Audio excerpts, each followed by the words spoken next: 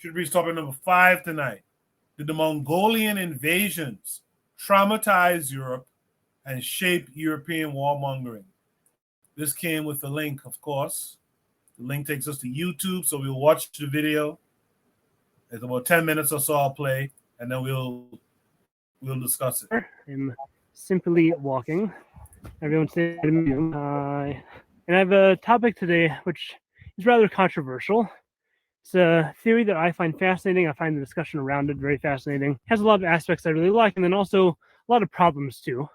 So here's the theory. This guy and this guy. Tell me if you hear where I'm going with this. A power is rising in the east, and all the kingdoms of men are falling to it. The west is being invaded by endless hordes of deadly warriors, this army that just suddenly exists. No one has ever heard of them before. All under the control of a, from our perspective, mysterious shadowy warlord. And one by one, the kings of the west are falling to this tyrant. He's enslaved them, basically, made tribute kingdoms out of them. And these hordes are moving further and further to what the west considers the heart of civilization. You have armies of other eastern lands, other southern lands joining the cause against the west. So from a western perspective, this invasion is an existential threat to the entire civilized world, to the entire world of men. And here's the controversial part. These warriors, from the point of view of your average Western man standing in their way, being from a different race, having a radically different appearance, these men legitimately look like monsters to the Europeans. That is the fact of how anyone saw anyone different from them throughout all of human history until like 100 years ago. If you're different from me, then you're a monster. You know, you imagine your average Bulgarian dude, your average Pole, your average Russian. This guy's never seen anyone who doesn't look pretty much like him. Now you have these warriors who are violent on a level that no one has even heard of before. They are pillaging everyone, they're killing everyone, they're raping everyone. This is pure terror, and it's intentional terror. That's why they do things like catapulting dead bodies of victims into the cities that they're attacking. From the victim's perspective, the whole thing was beyond barbaric. It was beastly, maybe even demonic to these people. And the way the hordes have been acted, the way they lived, seemed equally beast-like to their victims. Mongol soldiers ate raw meat. They sometimes drank the living blood of their horses to keep hydrated. They didn't bathe at all, so they were absolutely filthy. And washing clothes was a taboo to them, so these horsemen just wore their clothes until they rotted off their bodies. So take that and combine it with completely different facial structures from anything these Europeans had ever seen. Combine it with a language that to Western ears sounded like a bunch of barking, snarling grunts. Combine this also with the pointlessness of all this. To the West, there just seemed no purpose whatsoever in all this destruction. These hordes would just keep moving across the continent, laying waste to every city, endlessly killing, endlessly raping, pillaging, until the whole world fell to this great evil warlord. And that is how it seemed until one day all of it just stopped. It was suddenly over. There was a great retreat. This entire endless army of these demonic killers just disappeared. They just rode back to their homeland with seemingly no reason at all. And only later will we learn it was because their leader, the Great Khan, had died. Okay, now, so how would such an event embed itself into a culture? Hundreds and hundreds of years later, how would its motifs creep into the stories people told? And you know, we're dealing here with a collective trauma of millions and millions of victims.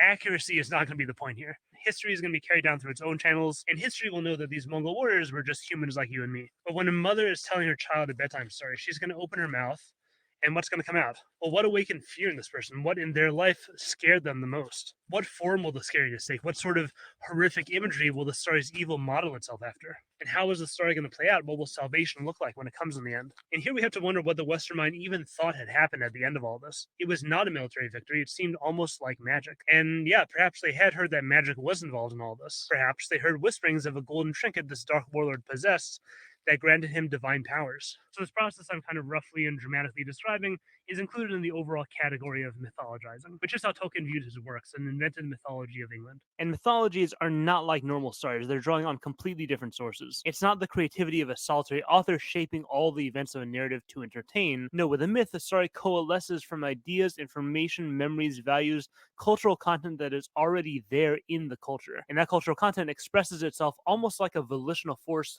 through the storytellers. The storytellers of these types of myths are shaping arcs, shaping themes, shaping archetypes, but they're not choosing these archetypes. The archetypes are there as the most resonant archetypes to that culture already. A great example of this myth-like story in modern times is Godzilla, which is a story that captured for Japanese people all these feelings and memories and ideas and traumas related to nuclear weapons. The storyteller shaped that cultural content, provided specific imagery, but gigantic, destructive, uncontrollable force laying waste to cities, the storyteller did not choose that.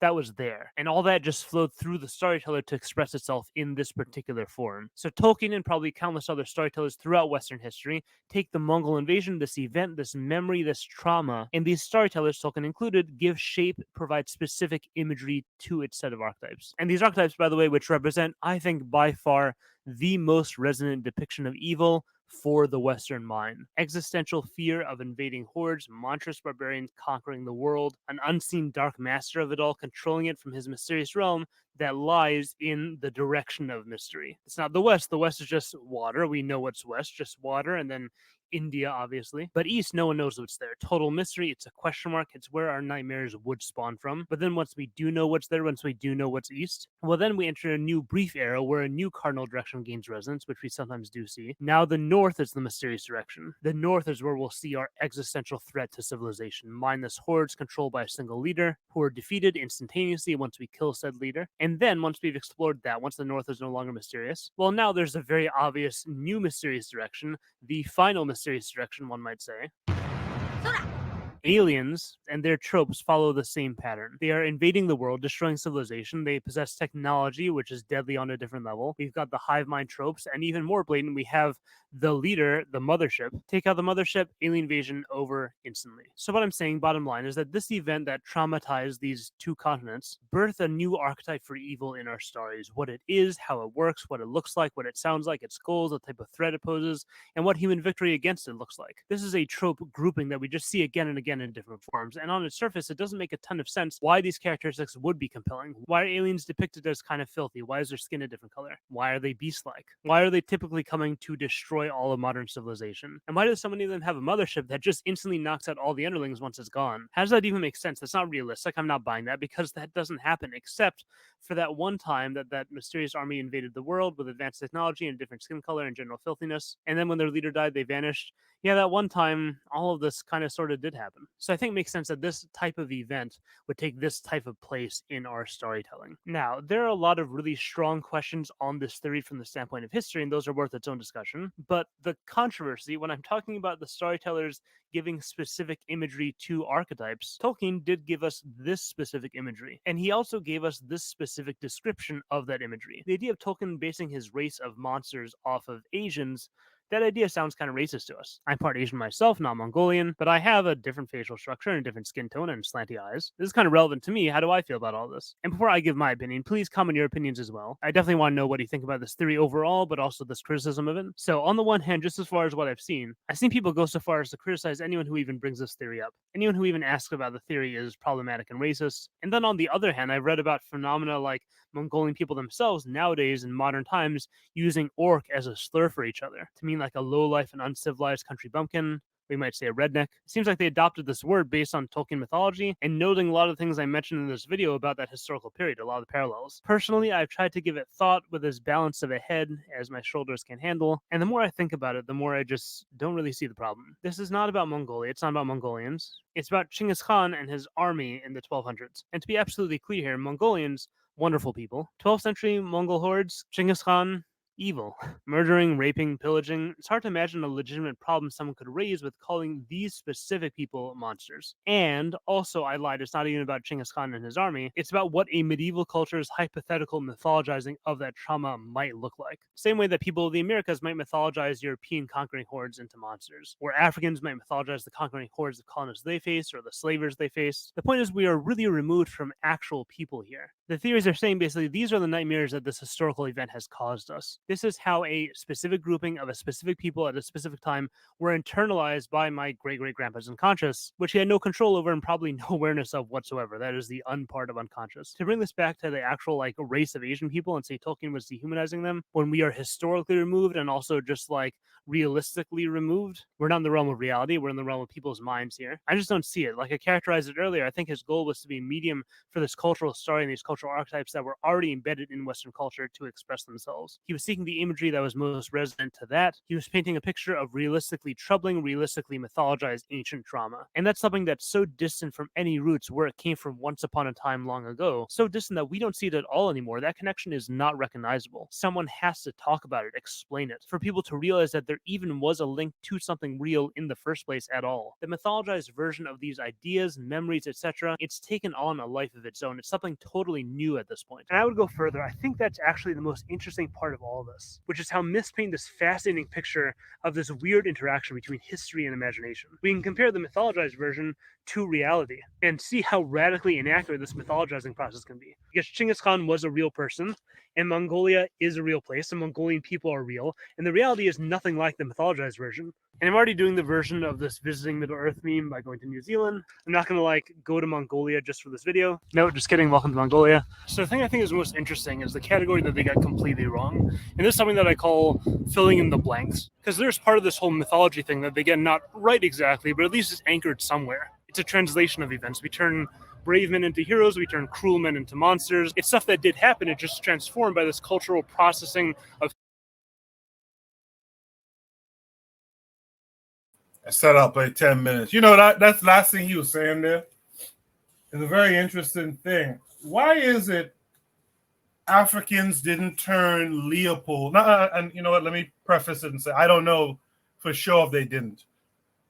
But why didn't, at least folks in the Congo, for example, turn Leopold into a thing of nightmare? Like their children and stuff should be learning about the ogre Belgiums and stuff like that. Like why didn't we do that? That's a very curious thing. You guys are dropping a lot of comments in the chat. I'll try to read them in a few. But Bakari did ask an interesting question. Why didn't the Mongolians, Genghis Khan, and them go to Africa? And I would say it's because, especially Northern Africa, East and West, had good defenses. They try to say what they call sub-Saharan Africa, not so much. I don't know if that's true, but I would say they had good defenses and stuff like that. So let's start with Bakari. Bakari, what say you to this? You know, they didn't just traumatize the European world. They also controlled a lot of the Middle East, and they traumatized them Arabs, them Turks, them Ottoman Turks. I guess that's where they get their warmongering from too. The Mongolians were ruthless, and I think the Mongolians, I've studied the Mongolians, but I never could figure out why they didn't go to Africa. I know it took an African slave army, an Egyptian slave army, the Mamelukes, to defeat them. I know that. But would I say they got the yes? Because I think they saw how brutality, how being vicious and ruthless in creating fear could control a people. The same with those damn Ottoman Turks who bowed down to the Mongolians for a very long time. The Mongolians were, the Mongolians did it to a lot of people. But the question I asked about Africa, I wondered, and I know I've read a couple of sources, and they say Genghis Khan and his children or grandchildren after him said there was nothing in Africa. And of course, we know that's not true. I just always wondered why they didn't go. But yes, I do believe the Europeans got some of their warmongering and got some of their strategies from the Mongolians, because a lot of stuff that they did to us, the Mongolians was able to do to them, because of you don't pay your, I just say, Taz, what is it? If you don't pay your tribute, you get killed. They rape, they rob, like a bit of, like a D. Will put in the chat. They did so much raping and robbing and pillage. They just got a whole region that's just Genghis Khan. That's those people just damn near everybody got Mongolian DNA from what they did. So yes, but I would say yes, the Europeans, but I would not just say the Europeans. I would also say those Ottoman Turks, because of how the Mongolians controlled them and treated them. And on that, I yield the mic. Thanks, Bakari. Carl, what say you? Did the Mongolian invasion traumatize Europe and shape European warmongering? Absolutely. Well, I would say this: European warmongering existed before the Mongols. This is a very interesting topic. As a kid, I enjoyed reading Lord of the Rings, The Hobbit, all of those stories. So, I was kind of that nerdy kid. So I enjoyed reading those books. But yeah, so I definitely think that the Mongol invasions they did have a part to play, especially within Russia, because the Russians really felt the brunt of the Mongol invasion. They believed that many of the traditional Russian xenophobia comes from their invasion by the Mongols because they couldn't stand against them. But also, as Bakari was saying, the Muslims also felt the wrath of the Mongols. Baghdad was destroyed by the Muslims. For example, they took the Sultan and they rolled him up in a carpet and they trampled him to death with their horses because the Mongols believed that you should not shed the blood of a noble person or a royal person. So they just, they killed him, but they trampled him to death with their horses instead of just killing him outright. So the Mongols were, as this question as to how they were, why they didn't go to Africa. And you mentioned how the Mamelukes in Egypt defeated the Mongols in battle, and I guess they didn't go any further. That was kind of their high water mark. Once they were defeated, they fell back, and they didn't go any further into Africa. The battle, I can't think of the name of the battleground, but supposedly it's the same place that David defeated Goliath. It's somewhere in Palestine. So the Mamelukes were able to defeat the Mongols, and they were, they turned back. Kind of like in history where the Moors went into France, they got defeated, and they got sent back into Spain. They didn't feel going any further. But yeah, I think there definitely is definitely some trauma coming from these collective events. How that shaped like the Lord of the Rings story, I kind of see some similarities comparing the orcs with the Mongols, comparing Genghis Khan to Sauron. I don't know about this kind of extreme, but it does kind of give the idea that hey, they don't know where these people came from. They attacked us, they started killing us, and really, like he was saying, it was only the death of Genghis Khan that turned them back because by the time the Mongols had reached Poland, they didn't have any major armies to face them. The French hadn't mustered support. The kingdoms of England weren't really ready to fight them. There was nothing really stopping them. However, the Mongols weren't unbeatable. They got defeated by the samurai in Japan, so they weren't completely unbeatable. They didn't have any power at sea, but Genghis Khan's grandson, Kublai Khan, in China, he almost wiped out the Chinese. So I think there is a basis to this theory this guy is saying. And I think also when you kind of form these collective mythologies around these events, it makes sense that they would kind of view the Mongols as monsters or orcs or whatnot. One thing about Tolkien is that I do notice when I have read his works before is that how even in his fictional mythology, how blackness is almost demonized. So in the story, for example, they're trying to get to the land of Mordor, where the ring was made, where the ring could be destroyed. So, and Tolkien was a linguist. He created languages and he built worlds around the language he created. So the word Mor means black, darkness. Mordor is the black land, the land of shadow. The dwarves live in Moria, the black pit. So, it's just funny how even in his fictional mythology that he created, there's always a problem with blackness. The problem with being dark. But yeah, I think that he does have some facts in his theory. I think he's coming up with an interesting theory about what he's doing. But I think that again, Russian xenophobia can be traced back to the Mongol invasions. The Mongols came and they stayed, whereas in rest of Western Europe they didn't stay. They left after they got after Genghis Khan died. So yeah, he has a lot of interesting ideas. So I'll pass the mic on that. Thank you. Good topic. No, Carl, that was a good response. I like all that knowledge that you dropped there. Lara earlier says tap me in, I guess, in terms of booking, going to the continent.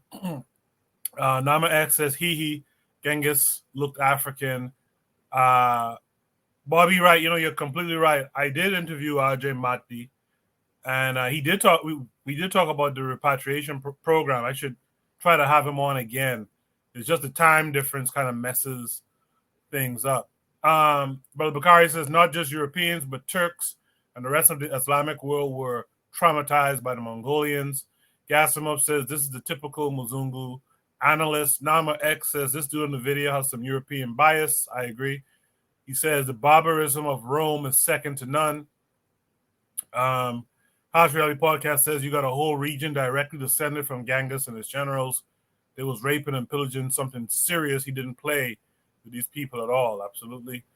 Bobby Wright says, especially the Mongol invasions under Chinggis Khan's grandson, or Ganga, I guess maybe it's Genghis Khan's grandson, Agatai. By the way, Bobby Wright, you guys follow him on Instagram. Bobby be posting, multiple things a day that's real dope. Like a lot of information you wouldn't know. I know Lero's tapped in, Forecast is tapped in. So y'all follow Bobby Wright on IG.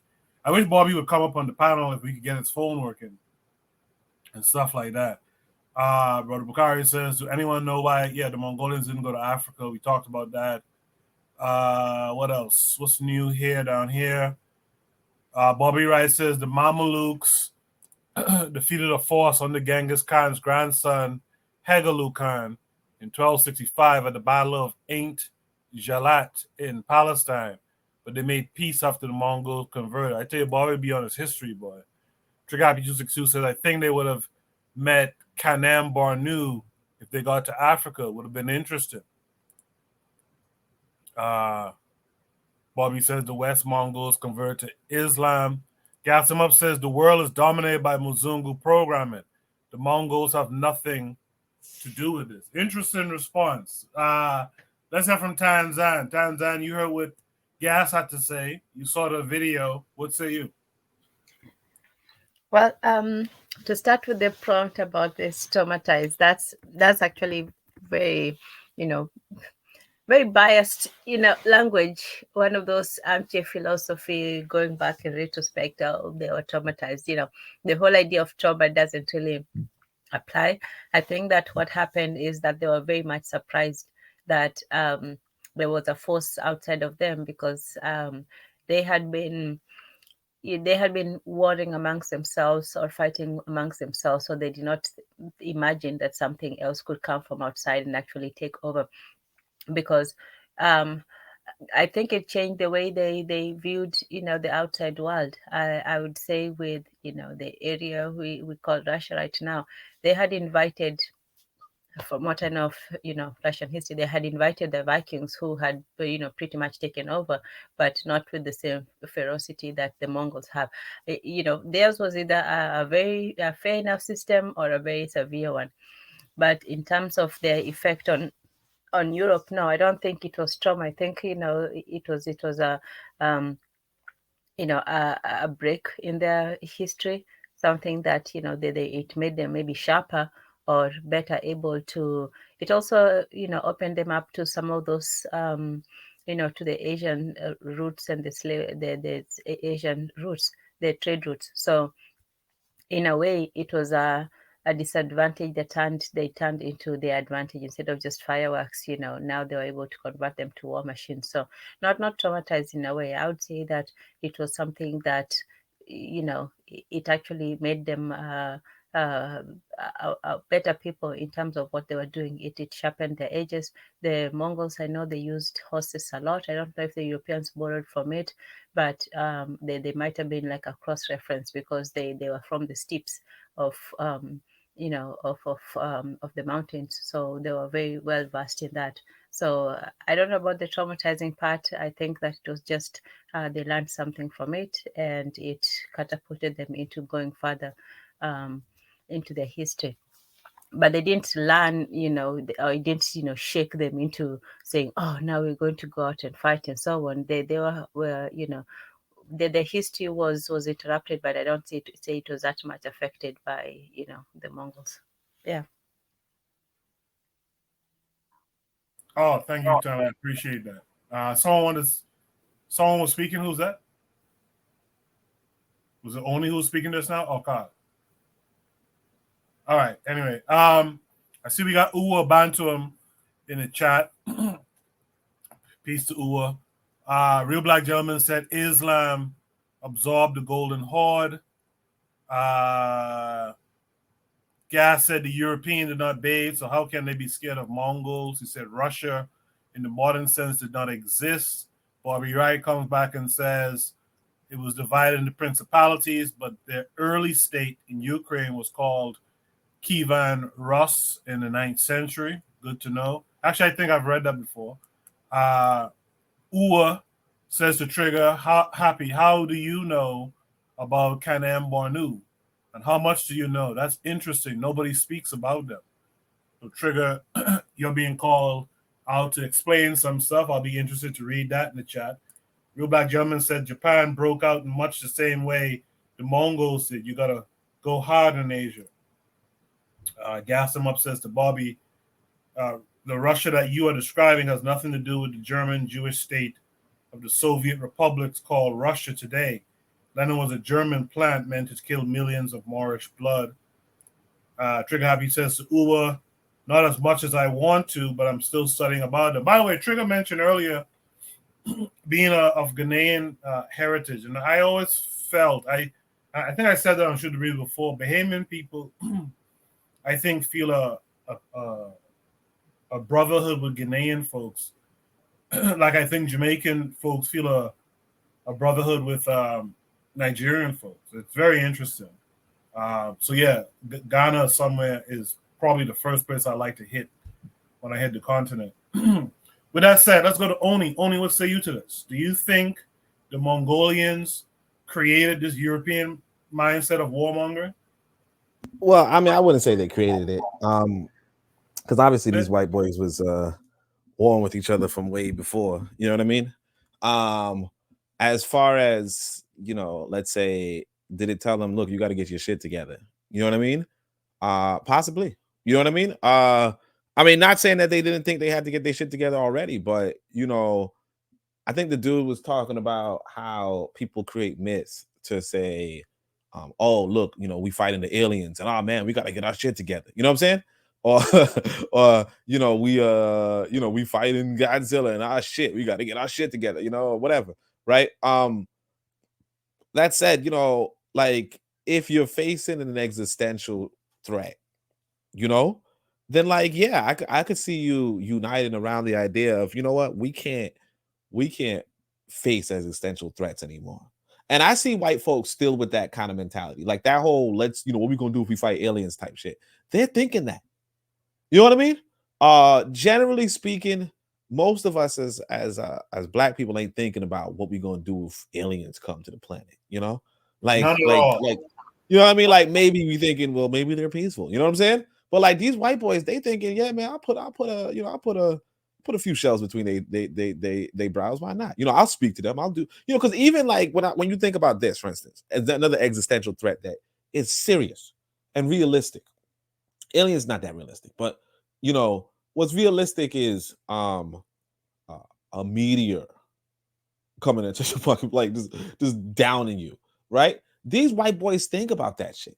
Like, even when we talk about, some people be like, yo, it's a pandemic versus a pandemic, whatever, right? Even when you talk about this pandemic, what I can say is this: 5 months before the outbreak, right? You know, so I'm talking about 2019, you know, early 2019. They was talking about what would happen if there was a coronavirus pandemic. You know what I'm saying? Like, and you know, it would, you know, like Umar Johnson, like, don't you find that suspicious? Now, it would be suspicious if they wasn't doing this shit every year about a different type of outbreak. Right. You know what I'm saying? Yeah. Yeah, I mean, so like when we like coronavirus, what the fuck is that? How did you get a vaccine so quickly? You know, how do you know about coronavirus? I never heard of it before, right? But these white boys like, yeah, this virus been flying around. You know what I mean?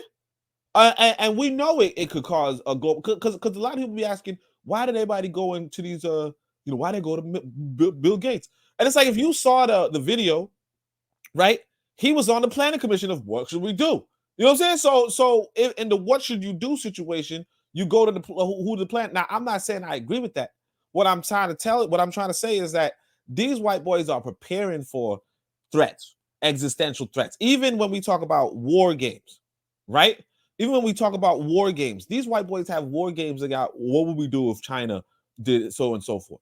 What would we do if Russia did so and so forth? You know, before Russia invaded Ukraine, America was like, oh, not only did they say, "Oh, Russia's about to invade Ukraine. This is what they're gonna do," and somebody said they went back, and they checked out, what 2 months, like the 2 months, the 2 months or the 6 months after, and they said, "Let's see what America predicted that Russia would do versus what Russia did," and it's like, yeah, the predictions added up.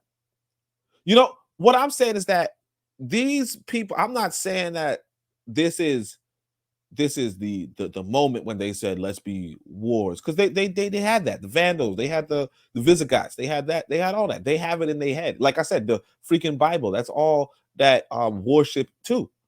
But that like they, another thing you said about how they created an enemy out of these people, right? And how we don't do that. Like, I'm telling you, like, these white folk, they take it seriously. I don't know if I'll go as far, like, because Tanzan made a point, I don't know if I'll go as far to say traumatized. Maybe I would. I don't know, because Koku's gonna wrap me out and say that I did say that. So, but no, I was asking a question. You gotta shape a question, right? But what I'm saying is that did they like it is a part of it, like, because another thing that this other white boy told me, I mean, he didn't tell me, but it was in a book. He was like, yeah, even the dragon story, like the dragons of the Middle Ages, that would have been ancient black folk. You know what I mean?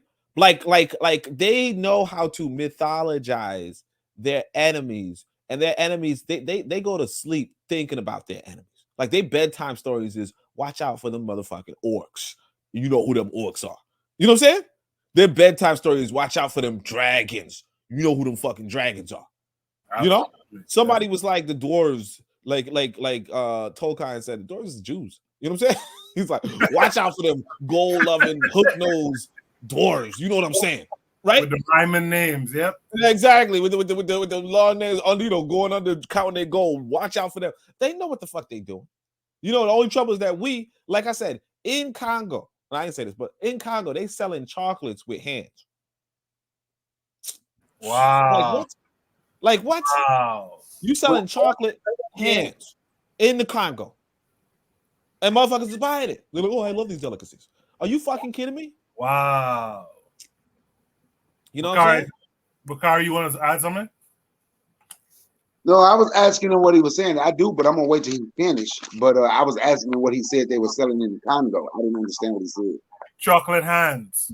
Okay, so they used to cut off people's hands if you ain't made the rubber quota, right? And so one of the, like, how you might buy a like in America, you might buy a Snickers or I don't know, one of them, them candy corn, all those kind of candies we got. So in the Congo, yeah, exactly. When the Congo, they got chocolate shaped like hands. What the fuck? Yeah, what the fuck? You know what I'm saying? Shit. Wow, I didn't know that. Wow, that kind of threw me off. But I did want to add something. I get a chance though. No, go ahead, Bakari. You got it. Now, when you say they traumatized, I can say this is something I can say. They learned from some of the mistakes that the Mongolians made when the Mongolians was in control. Mongolians allowed people to keep their language and allowed people to keep their religion. Mongolians even converted to Islam, and some converted to Christianity.